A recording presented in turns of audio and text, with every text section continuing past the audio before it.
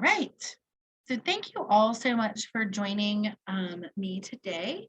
My name is Shelley Sizemore, and I serve as the Director of Community Partnerships in the Office of Civic and Community Engagement at Wake Forest University, which is a mouthful.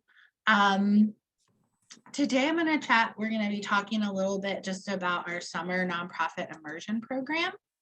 So I'm going to talk a little bit about what SNIP is. I'm going to talk about what a summer associate is, which is the language that's on the application.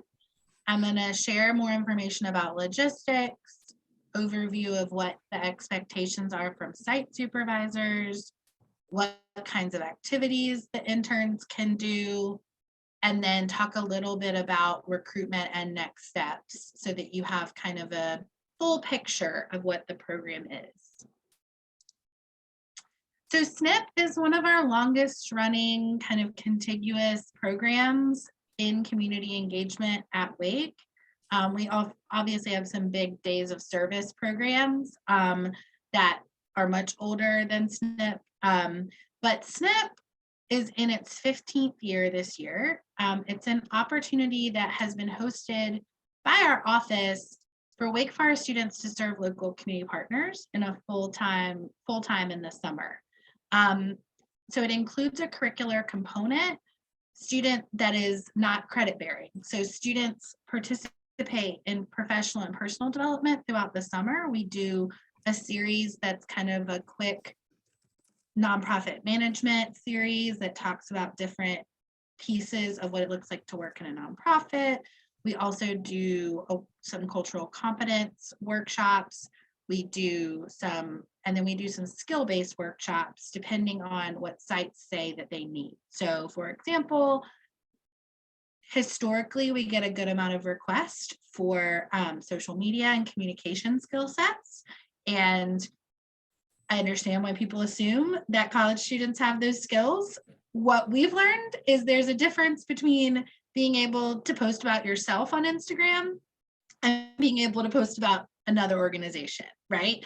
And so we have one, actually Jen Rubin, who I was just talking about, who works in our office, has a background in communication, and she does a workshop for them on free resources that they can access to create really compelling digital content, as well as kind of an overview of what to think about when you're designing digital content. So that's an example of those like skill-based workshops.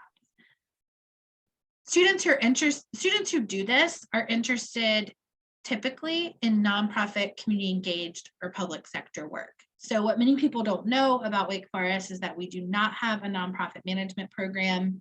We actually only have one nonprofit management class, and it's taught in the School of Business, and it's not taught every year. So you have to be a business student usually to access that. So that we choose to see that as an asset because what that allows is for SNIP historically to be and continue to be really our best and brightest students that are passionate about going into nonprofit and community-based work in the future. This is kind of their place to get that experience. So as I shared, we have had this program SNIP for many years. We also host a full year AmeriCorps Vista Project, and founded in 1965 by Lyndon B. Johnson as part of the War on Poverty, Volunteers in Service to America. Vista is an anti-poverty program designed to provide resources to nonprofit organizations and public agencies to increase their capacity to lift communities out of poverty. So we host a full year project. We host 18 we have 18 Vista members in the calendar year, and we're also recruiting now for those host sites for next year. And as a part of that, we were able to apply a couple of years ago. We had been trying to apply for years for this or request this for years, but a couple of years ago, we were granted additional members as AmeriCorps Summer Associates through our Vista project, which allowed us to really make our SNIP program to align that with AmeriCorps Summer Associates. So why would we do that? What does that mean? So the main reason why we wanted to do that is because it provides significantly more resources for the students that participate in the program than what we would be able to provide. They receive a living award, which is paid bi-weekly and is around $580 every 2 weeks. They also receive a prorated education award. It's usually around $1,300. That education award can be used for current debt or future schooling. And our project, our summer associates, tend to be a very diverse cohort. So we tend to be, it tends to be a much more diverse cohort than Wake Forest overall as an institution. And last year, the majority, our project was majority women of color. And so it's important to us that they are receiving resources, they're receiving support for the work that they're doing in the community, that they want to do in the community, because we don't want there to be that barrier between who can afford to take an unpaid internship in a nonprofit and who can't, right? So that was the main reason for us really trying to transition this SNIP to be part of Summer Associates. You may not care about that, but for some of the sites that have hosted SNIP interns in the past, I've gotten that question a lot, just like, why are you changing the name? So AmeriCorps Summer Associates serve for intensive short terms, and ours typically serve for 10 weeks, although the project overall we can request like between 8 to 10 weeks. They serve full time, which to AmeriCorps is 35 to 40 hours a week. Unlike AmeriCorps Vistas, they can perform direct service. And I'm going to talk a little bit more about what that looks like later on when I talk about the activities. But that has been a barrier to some sites wanting to, or being able to have the capacity to host full year Vistas, right? Because they say like, we actually have hands-on work that has to be done, and full year Vistas are not allowed to perform direct service as a key function of their job. I mentioned already that they receive a living stipend and an education award, and they provide services that improve the lives of low-income individuals, families, and communities. So as part of AmeriCorps and AmeriCorps Vista, that is kind of part of the project overall. How we interpret what those services look like can be broad. So it doesn't have to be social services. It could be, you know, employment resources. It could be even artistic services, right? Like we can be a little creative with that. So the logistics. So first of all, I mentioned that they are 35 to 40 hours a week. And it needs to be within, you know, you need to feel like they could reasonably get that with your organization. Their work hours might differ by site. So we try to kind of stay out of the weeds as much as we can with the way that sites, you know, use the resource of Summer Associates, because we're not running your site and we're not there in the summer. And there's a big difference between an organization that has one person and an organization that has, well, 5 or 20, right? In how, you know, what it feels like and looks like to work in that space, right? So we kind of leave that up to you, but we do ask you to be mindful that the participants may have other jobs that they are balancing as well to make income, to earn income that they need to earn. So just to make sure that you're having a conversation with them up front if you're going to expect them, you know, to work all day Sunday every week. For sites though that have flexible summer schedules, that's totally fine.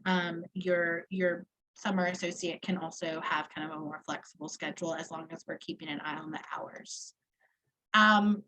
And the hours that they are expected to hit each week can include anything the students are doing for the program or site. So that doesn't have to be in the office 35 to 40 hours a week. It could include research you're asking them to do. It could include a site visit or delivering things.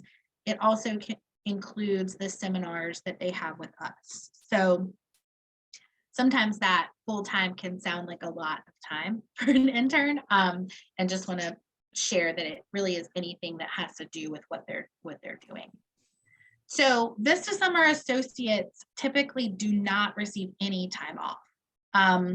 Last summer, AmeriCorps allowed us to give them 2 vacation days that floated through the summer. That had not been the case in the past. Typically, they're off for federally recognized holidays that we as the site observe. And so for our summer associates, that means Memorial Day, Juneteenth, and July 4th. If your office is closed outside of that, or you're going to be gone for an extended period outside of that, we just ask that you make a plan with your summer associate about how they're going to get the support they need. If they need to contact someone in the process. Ooh. Sorry, I think you can see a different screen now. Not sure why. Let me find it. There it is. So in-person versus virtual work. I know we're probably all tired of talking about our many kind of concession plans depending on the pandemic. Last summer, we had kind of a hybrid model. This summer, our summer associates will serve in person. So they will be, you could count on them being in town and accessible for in-person work. If the site needs it, it's okay for them to do some virtual work, but we're largely framing it to the students as in-person work. We ask that you follow, CDC public health guidelines as a site, and that you communicate with us if you think there's been a possible exposure. For those of you that don't know, this has been made public information, but all Wake Forest students are required to be vaccinated and boosted to be on campus right now. We will continue to require that for our summer program. So that is something that you can know, for them. So what are the expectations for site supervisors? Site supervisors need to be able to meet at least once a week with their summer associate. That's kind of the baseline requirement. I will share that, they are college students. So you may want to expect to meet a little more frequently, particularly at the beginning as they just kind of get their feet wet. We manage all of the timesheets and the reporting to AmeriCorps for our summer associates, but we do need your help with that. So we'll ask you to verify timesheets weekly, and you'll get an email that just says this person submitted this. Can you verify it? And then we also ask that you communicate with us if there are any time issues. So, and then that's for a couple of reasons. So in addition to, I need to pause, I'm sorry.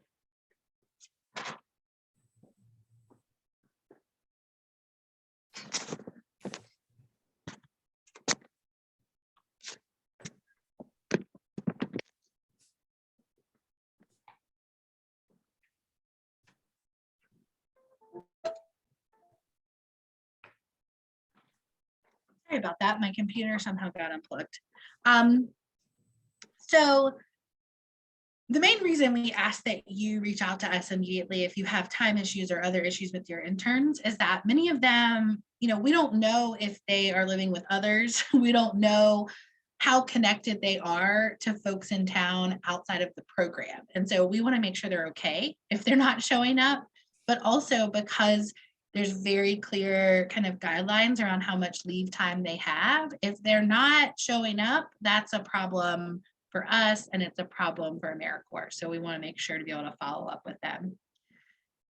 We also ask for your help by submitting a midterm report and a final report. So the midterm report is halfway through the summer, and it's brief. It asks you to just talk about what successes they've had, what challenges they've had, and any concerns you have about their ability to complete the work that your organization kind of scoped for them. We do that because it's a good middle point, check-in point to where we can still kind of right the ship if there's some challenges or if you're not getting what you need out of the internship. And then we ask that you submit a final report, and that's actually done with your site Summer Associate. So it is perfectly fine for you to assign that to them. Last year, and we'll do this again this year, we gave them a little bit of time in the last week to work on their final report and to make sure that their partner, their supervisor, had eyes on it and approved of it before it was in. So reporting for us, I already mentioned this a little bit, but basically there's a weekly timesheet. In the past, we've done that through a Google Calendar, but this summer we'll be able to do it using GivePulse. So instead of having to remember that you have to, verify hours, you'll actually get an email that says, click on this link and verify these hours. I mentioned the midterm and final. Also, I think about communication in general as related to reporting. So we do profiling for our summer associates in the summer. So we profile each intern and their partner site at some point during the summer. And we love to share anything you want us to share. So if your summer intern is hosting a fundraiser, we'll put that on our Instagram. If they're hosting volunteers, we'd love to push that out, right? So just want to make sure to name up front that we really want to support the sites that interns are at, but we need to hear from you to do that. And also to name that our summer associates aren't always the best at doing that communication. So some activities that they could do in case you're looking for ideas or trying to think through what you might put in the application. Activities that increase your organization's ability to serve the community are generally what AmeriCorps Vista and what our office is looking for. It's great if it's a mixture of direct service and capacity building projects. So in direct service, examples of that might be community outreach, social media, actually staffing programs. Capacity building would include grant writing, volunteer recruitment, research, assessment, program planning. A thing to keep in mind when you're thinking about activities is that these are students that are highly motivated to go where you are, to be in the nonprofit sector, and they seek out SNIP as an opportunity to learn about that sector. And so we also ask that you think about ways that you can put them in spaces where they learn about your organization and how your organization impacts Winston and how it functions as a nonprofit. Because for many of them, they don't have experiential hands-on knowledge of what that looks like behind the scenes. So it does not mean that all of their work needs to be high level, but we do ask that you kind of think through how you're making connections for them. So next steps. As you probably know, the application deadline is February 7th. We will conduct site visits and select the sites in February. The student application deadline is due March 7th. And we always ask on that application for them to talk about the sites that they're interested in serving at. We select the sites first, and then we say, these are the sites we have placements at this summer. Talk to us about how your skills align with this organization or why you want to work with this organization, that sort of thing. I want to be transparent and say that bullet point number 4 is still kind of being fleshed out, how we will work together on selection. So this is a really big program. We typically have about around 18 summer associates placed with nonprofits, and that can be a lot to interview. We also don't want to have students just choose the organizations that they're interested in working with, because they tend to choose based off of the name or the mission and not necessarily the work scope. And so we don't just say, who do you want to work with? We actually interview all the students, we ask them about their skill sets, and we look for the best match. Before COVID, we started doing this thing that worked really, really well, and that I was hoping we would be able to do this year again. And I'm still kind of holding out hope we'll be able to do a version of this in early March. So before COVID, we did essentially a SNIP partner meet and greet the week before the application was due, where we said, if you want to apply for this as a student and you are in the country, because we've had students abroad that want to apply, you need to make it a priority to come to this meet and greet. And then you all of the sites that we select are there. You get an opportunity to talk with any student that's interested in working at your site. And then you get an opportunity at the end of that night to provide feedback to me around which students you spoke to that you thought would be a really good fit. And anyone you spoke to that you were like, they said some things that were kind of turned me off, or doesn't seem like they have the skills we need, that sort of thing. I'm still hoping we'll be able to do some version of that. And I've been thinking about what it could look like on Zoom. Kind of sounds terrible on Zoom, but we're going to think through it. So that's kind of where we are. We'd like to really have you involved in the selection process.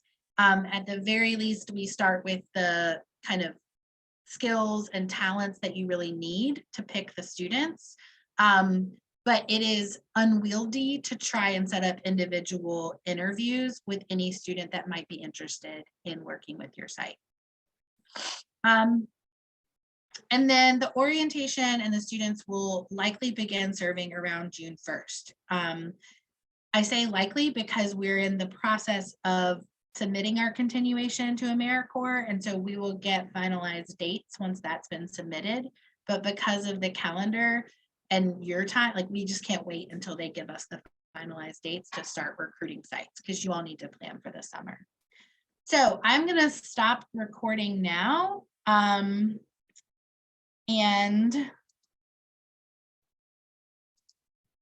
open it up.